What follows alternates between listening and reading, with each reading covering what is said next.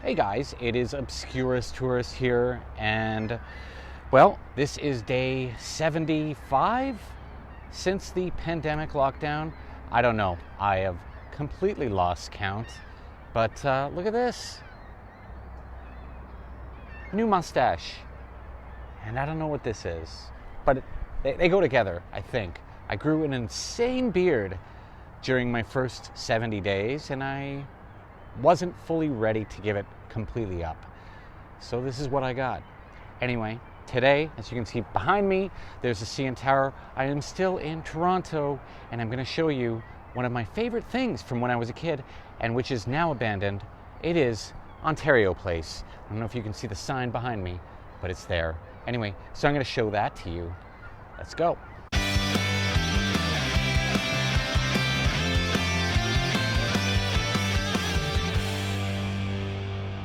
So this is actually the first of two bridges that you have to cross to get into Ontario Place and the theme park, because the entire place is built on 3 offshore artificial islands on Lake Ontario.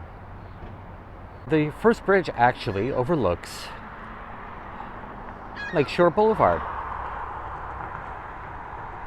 Pretty nice view too. And this is the second bridge that connects the mainland to the actual theme park just over there, and it goes right over the canal.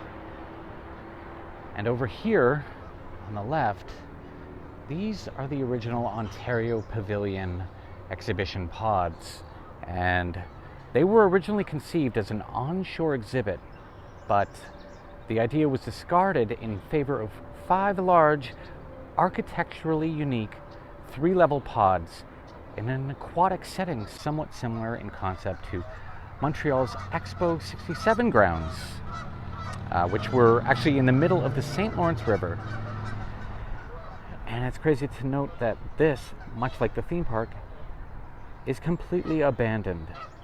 Just look at the size of that.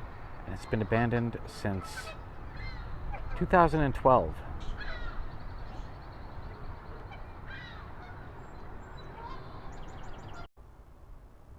It's open, but it's not really open. This is the corridor that leads to the actual exhibit buildings that I just showed you on the outside.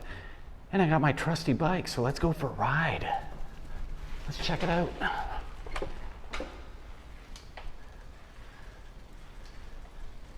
Not a soul in sight. And you can see the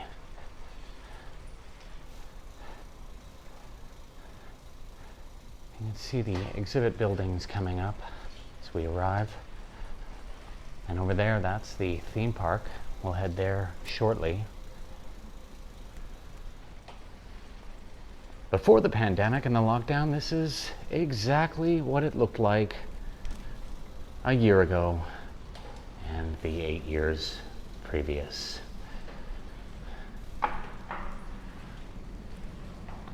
Just a pretty amazing sight, and well, a waste of space. It's amazing that they haven't figured out something to do with this place. They tried to make it a casino a few years back, and that kept getting voted down. And so here we are today. Beside me here, this is actually one of the few things that is still used. This is the Cinesphere. Again, it's kind of floating on the water there. Pretty cool.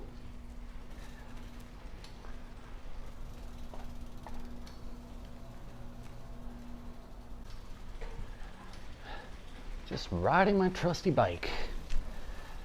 This is one of the beautiful things about being in my own city is I can ride my bike.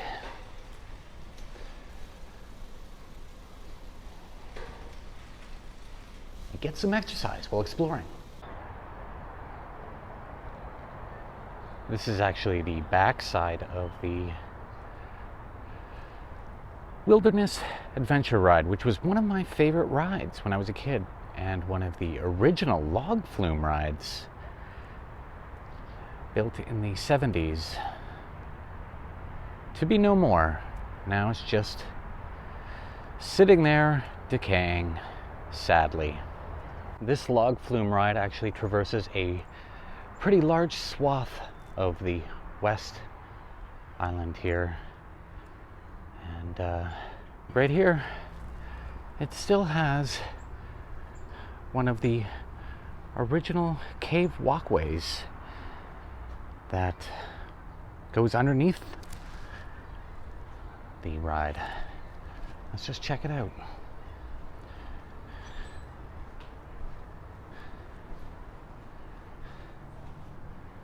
It's not a long walkway, but still pretty neat that it's here after almost a decade.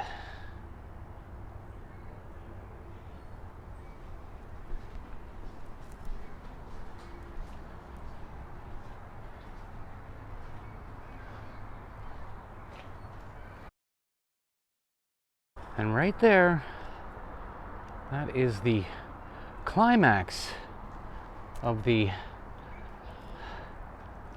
Wilderness Adventure ride.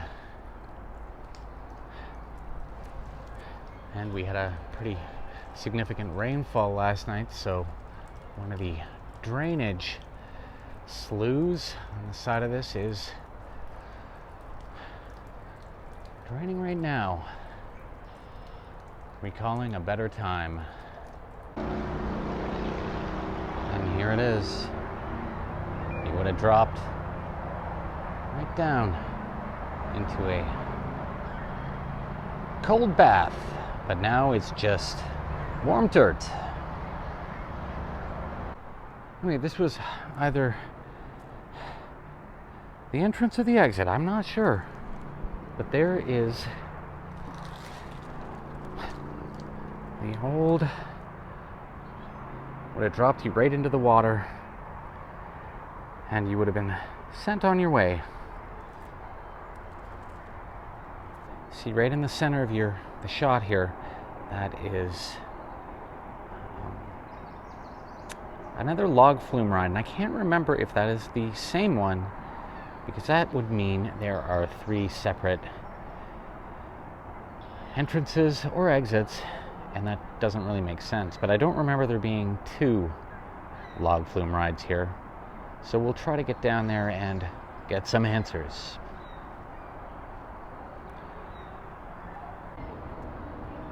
And here's another walkway. Again, no idea if this is the entrance or exit. It's pretty cool though. It's like so overgrown in just 8 years. Through some terrible winters here on Lake Ontario.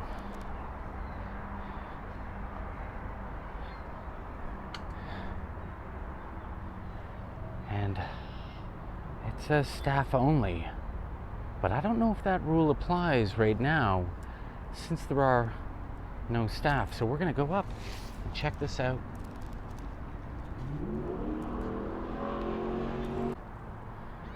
So we made it up here. A nice overview of a now empty log flume ride. Wilderness Adventure. And over here is the control booth. And I'm not sure if this was actually just, there was somebody stationed here just for safety. They were actually controlling the descent.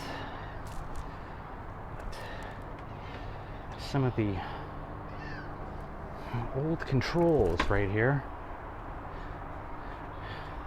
And what a cool view of the canal and Toronto on the other side.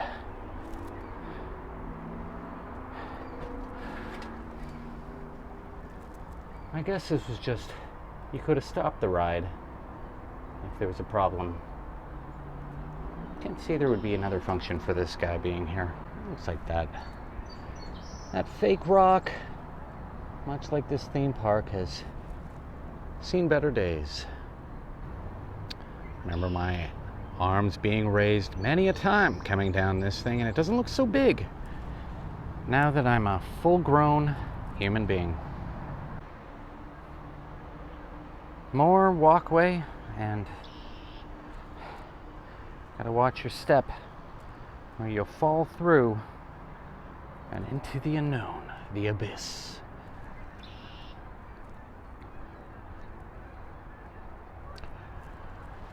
I don't know if you can see it, but I am getting absolutely destroyed by mosquitoes and gnats. It's pretty intense. I guess that's what happens when you're by a large body of water, and sitting water, and after a rainstorm, and let's get real, it's springtime.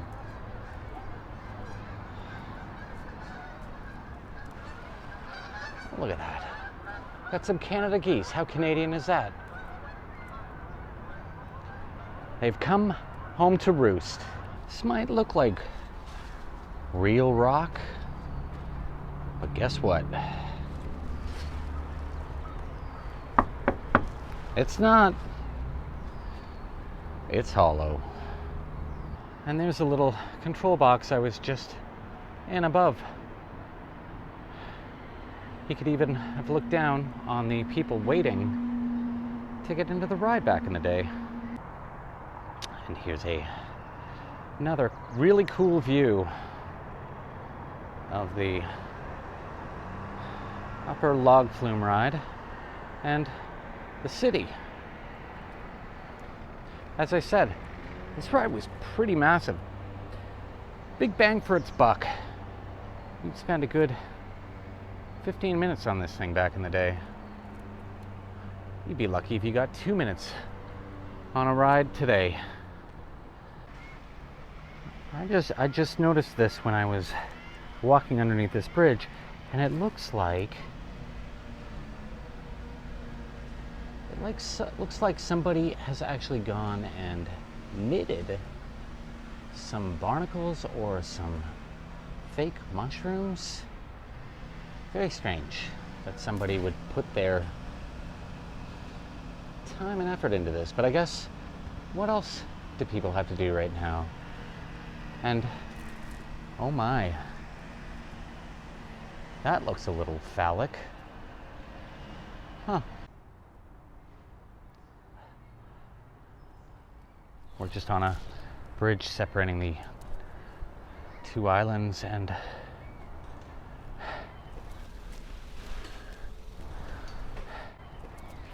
I'm very curious to go in there and find out where that leads, but I don't know if I want to face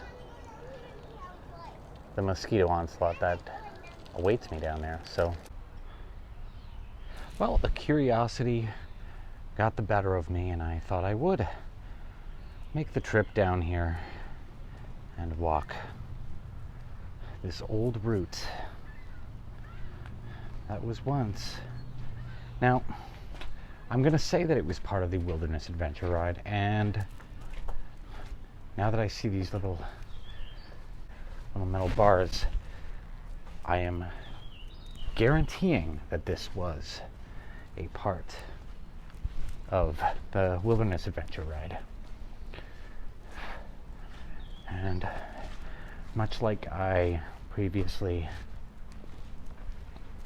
had guessed, the mosquitoes are insane down here. And this is the little cave that the ride would go into, and it is all shuttered up now. So it'd be really interesting to see what was in there, but unfortunately, we can't.